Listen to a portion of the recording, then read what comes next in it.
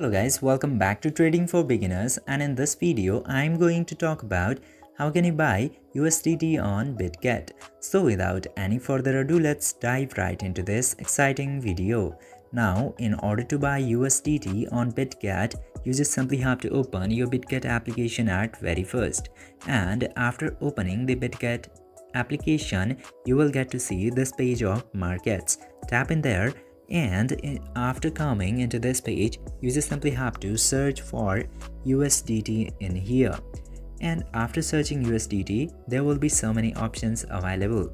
Now you just simply have to select this USDT from spot.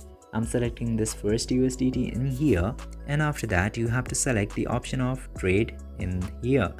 Just simply tap to trade, and after tapping in the trade option you will get this section to select the quantity of the USDT that you would like to buy. I'm selecting 25 for now, and after that tap to buy USDT, and it will cut this 22 euro in this screen right now because I have selected euro. You can change that from here by selecting other currency options. Just simply select that and tap to buy USDT, and your USDT will be bought and added to your Bitget account. I hope this video was informative for you. If yes, don't forget to like, share and subscribe to the channel to never miss another update. Thank you for watching this video.